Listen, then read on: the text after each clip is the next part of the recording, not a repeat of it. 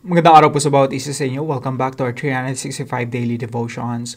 Una po sa lahat, gusto mo nang magpasalamat sa lahat ng mga naging sponsors natin, naging supporters natin, at patuloy na nagsusupport dito sa ating channel. Maraming salamat po sa inyo.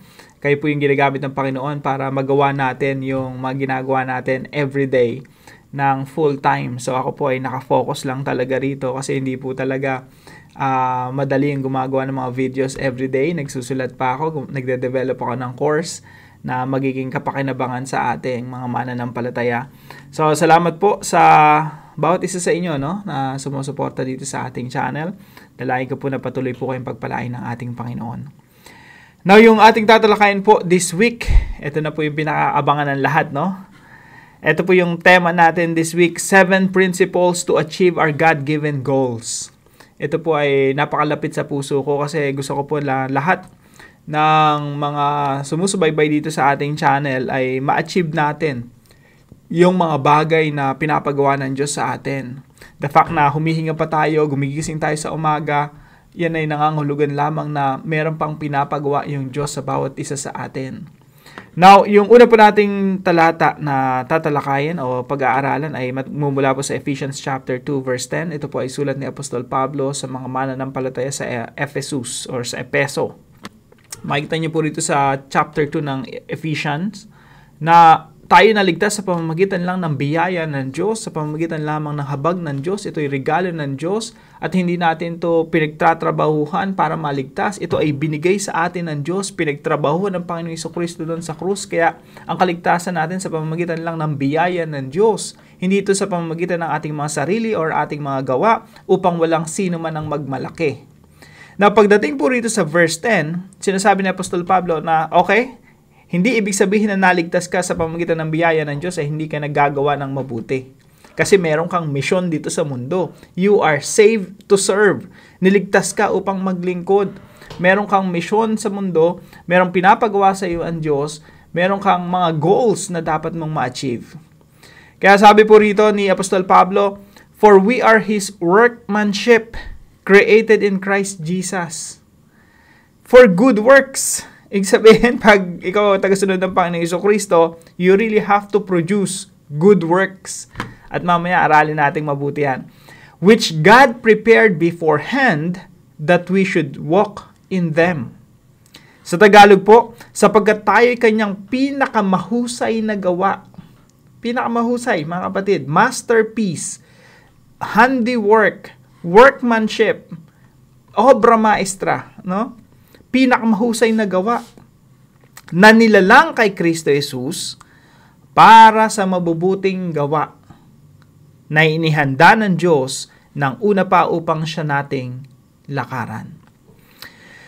Now, yung title po ng devotion natin ngayon ay definition. Lahat po tayo kailangan natin ng clear definition. Kapag hindi natin alam yung definition natin, maliligaw tayo eh. Kahit sa relasyon, importante ang definition. Ano ba? Girlfriend ba kita? Boyfriend? Pag walang clear definition, maliligaw yan eh. Mauwi yan sa sakitan, no? Now, lalo na sa buhay natin, ano ka ba? Kristiyano ka, tagasunod ka ng Panginoon. Merong definition. Meron kang specific role. So, definition, define your God-given goals. Kailangan ma-define natin ano ba yung binigay sa atin ng Diyos na goals. Kasi kung hindi mo alam yung pinapagawa ng Diyos, you're lost. Nabubuhay ka lang sa mundo, humihinga ka, sayang yung hininga mo. Sayang yung buhay mo. You're just wasting your time because you don't know your God-given goals. Now, ang una po nating teaching ngayong umaga ay purpose. We are God's workmanship. Now, purpose. Lahat po tayo mayroong purpose. Now, yung purpose po natin, hindi po yan natin nililikha. Okay, ulitin ko po, no? Yung purpose natin, layunin natin dito sa mundo, hindi natin yan nililikha. Kasi meron na tayo niyan. We just have to discover our purpose. Yung purpose po, nanggagaling yan sa isipan ng Diyos. Tingnan niyo po yung verse natin ngayon, no? For we are His workmanship. Tayo yung pinakamahusay na gawa ng Diyos. Kung ikaw ay obra maestra, hindi ikaw yung gagawa ng purpose mo kasi bago ka pa malikha, nasa isipan ka na ng Diyos. Kaya yung purpose mo, bakit ka nilikha, nasa isipan ng Diyos. If you want to know your purpose, go back to the Creator. Ulitin ko po. If you want to know your purpose, go back to your Creator. Go back to our Creator. Kaya nga ang pinakaunang ginagawa ng tao para malaman niya yung purpose niya mula sa Diyos, repentance. Repentance. Bakit ano ba ibig sabihin ng repentance? Ang ibig sabihin ng repentance, patungo ka sa sarili mong direksyon, sarili mong purpose, sarili mong gustong patutunguhan. Now, if you want to know the purpose of God for your life, kailangan mong mag-U-turn. Repentance. Talikuran mo ang iyong mga gawain, talikuran mo yung iyong nilalakaran, talikuran mo yung sarili mong gustong destinasyon, talikuran mo yung sariling kasalanan, at lumapit ka sa Diyos and you ask God, Lord, bakit ako naririto sa mundo? Ang purpose natin nasa isipan ng Diyos. We have to go back to God. Tingnan niyo po mabuti, no? Sapagkat tayo kanyang pinakamahusay na gawa. Obra maestra, painting. Alam niyo po yung painting, yung real meaning ng isang painting, nasa isipan ng painter. Ganon din sa atin, no? Creation tayo. Ang purpose nasa Creator. We are God's workmanship. Balik tayo sa Panginoon. Pangalawa po, identity. We are created in Christ Jesus. Sabi po rito sa verse 10, no, for we are His workmanship, created in Christ Jesus. Tayo nilalang kay Kristo Jesus. Mga kapatid, identity natin yan. Our identity can only be found in the Lord Jesus Christ. Once na lumapit ka sa Panginoong Jesucristo, nanampalataya ka sa Panginoong Jesucristo, tinalikuran mo yung sarili mo at yung mga masasamang gawain, ikaw ay idideklarang new creation ng Diyos.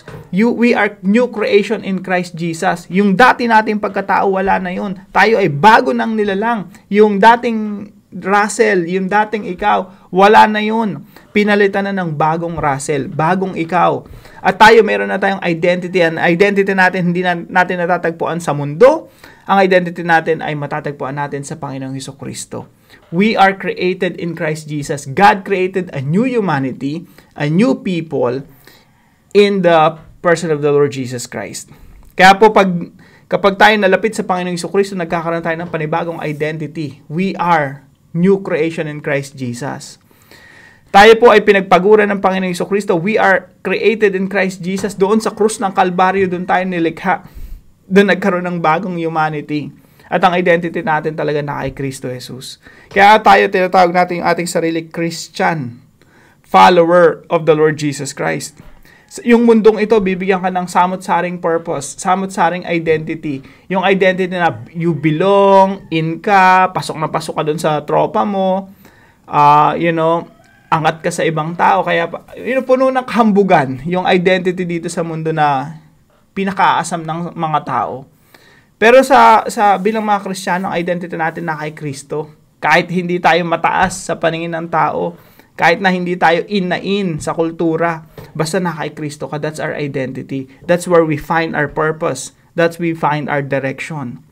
So napakahalaga po ito, purpose and identity, and pangatlo po, contribution. Na kung ikaw ay Kristiyano, you belong to the kingdom of God, meron kang purpose na nagmumula sa Diyos, at the same time, meron ka ring contribution. Kaya sabi po ng verse natin na ito, we are created in Christ Jesus for good works. Tanong, ano ba yung good works na yan? Yung good works po na yan, hindi yan yung random act of kindness eh. Yung good works na yan, yan yung contribution mo sa kaharian ng Diyos. Meron kang contribution dito sa mundong ito. We have good works to accomplish. Meron kang misyon na ipinapagawa ng Diyos sa iyo na maiko-contribute mo sa kaharian ng Diyos. So, dako muna tayo rito sa tatlong application natin. Puro defining or definition po ito. Number 1, define our God-given goals. Ano po ba yung goals na binibigay sa inyo ng Diyos? Alam niyo po, napakahalaga po nito kasi kapag wala tayong clear na goal sa buhay, again, we're lost. Kailangan nating bumalik sa Diyos. Lord, bakit ako narito sa mundo? Alam niyo po, yung goals natin, dapat yan nag-originate, nagmumula sa Diyos. Huwag po tayong gumawa ng mga goals na sarili lang natin, ginawa lang natin. Madalas po yan, mauwi yan sa kabiguan. at ipagpasalamat natin dahil nabibigo tayo. Ibig sabihin, hindi tayo doon dinadala ng Diyos, dinadala tayo ng Diyos doon sa original na goals na pinapagawa niya sa atin. So, we have to define, ikaw po at ako, tayong lahat, we have to define ano ba yung goals natin. Now, number 2 po, define who we are in Christ. Sino ba ako kay Kristo? Kailangan magkaroon tayo ng clear definition Ano ba yung relationship ko sa Diyos? I am a child of God. Ibig sabihin, dapat pala ang mamuhay bilang anak ng Diyos. I'm a follower of Jesus Christ. Dapat pala ang buhay ko dinidefine ng pagiging follower ni Jesus Christ. Meron tayong clear definition of ourselves. Hindi tayo confused. Ano ba ako sa mundo o kay Kristo? Ano ba ako kung ano sabihin ng parents ko o ano yung calling sa akin ng Panginoon? Ano ba ako ano yung gusto ng mga kaibigan ko, gusto ng partner ko? Ano ba yung definition natin ng ating sarili? We really have to define who we are in Christ. Kasi meron po tayong identity na binigay sa atin ng Diyos sa pamamagitan ng Panginoong Jesucristo. Unang-una, we are a follower of the Lord Jesus Christ. Tapos meron pa tayong specific. And that leads us to point number 3. Define our specific contributions. Kasi po, dito sa kaharian ng Diyos, hindi po yan limited sa mga churches lang, sa mga gawain sa church. Yung contribution po natin sa kaharian ng Diyos na kailangan ma-define natin, magkaroon tayo ng clear understanding kung ano yung kino-contribute natin sa kaharian ng Diyos. Ano po yan makikita niyo po yan kung ano na kayo ngayon. Halimbawa, tinawag ka ng Diyos na, estudyante ka ngayon. Calling mo ngayon maging mabuting estudyante. Nanay ka ngayon. Wala kang ibang trabaho maliban sa tahanan, for example lang. Calling mo yan sa Panginoon. Ibig sabihin, meron kang specific na gagawin sa tahanan. Contribution mo sa kaharian ng Diyos. Kaya napakaganda nung devotion natin itong mga nakaraang linggo pa, no? Bilang nanay, when you disciple your kids, you're discipling not just your kids, but their families. Meron kang role May goal ka tinawag ka ng Diyos maging nanay, tinawag ka ng Diyos na maging tatay, tinawag ka ng Diyos na maging engineer, tinawag ka ng Diyos na maging politician. Isipin niyo po yun kung finu-fulfill natin yung contribution natin sa society. We're creating a better world. When we are creating a better world, that's our service to God. Yun yung contribution natin. Better IT, developer, better scientist, better doctors, better police officers, better lawyers, better politicians, better governors. When we fulfill our specific contributions to God, we're making the world a better place. And that is our service to God. Tandaan po natin, yung church, it belongs to the Lord. Kaya pag naglilingkod tayo sa church, pinaglilingkuran natin si Lord. Pero, yung Diyos natin, He is not just the Lord of the church, He is the Lord of the world. He is the King of Kings and the Lord of Lords. He owns the universe and we're living in God's universe. Kaya po, lahat po ng gagawin dito, lahat ng ginagawa natin dito sa mundo, contribution natin yan sa kaharian ng Diyos. We're making this world a better place. At yan ay paglilingkod natin sa Panginoon. Kung ikaw nasa opisina, make your office a better place because that's your contribution in God's kingdom. Malawak po ang kaharian ng Diyos at sakop ng kaharian ng Diyos ang lahat ng mga kaharian ng tao. Lahat ng mga aspeto ng buhay ng tao, sakop yan ng Diyos. Kaya yung mga specific contributions natin, patuloy lang nating ibigay sa Panginoon. Let's make this world a better place. Again, sabi po ng talatang ito, for we are His workmanship created in Christ Jesus for good works, which God prepared beforehand that we should walk in them. So let's define our God-given goals, define who we are in Christ, and define our specific contributions. Para po sa ating discussion, what are your God-given goals? Ano ba yung mga pinapagawa sa inyo ng Diyos? At samahan niyo po ako sa panalangin, pag-pray natin sa Panginoon, tong series natin na ito, marami tayong matutunan at ma-achieve natin yung mga goals na pinapagawa sa atin ng Panginoon. Heavenly Father, I thank you for creating me as your workmanship, uniquely designed with purpose. Help me embrace my identity in Christ, knowing that through Him, I am a new creation, empowered to live out your will. Guide me as I seek to define my God-given goals, aligning my desires with your perfect plans. Reveal to me who I truly am in Christ, so I may walk confidently in my calling. Lead me to the specific works you have prepared for me, and give me the grace to fulfill them with diligence and faithfulness. In Jesus' name I pray. Amen and amen. Salamat po sa partner natin sa devotion natin na ito, si Ma'am Rita Tan. Pagpalain po kayo ng ating Panginoon. At kung kayo po ay may natutunan sa devotion natin na ito, ipalam niyo lang po sa comment section right below this video. And please share this devotion to your family and friends. God bless you po. See you po tomorrow 5 a.m. dito sa ating daily devotion.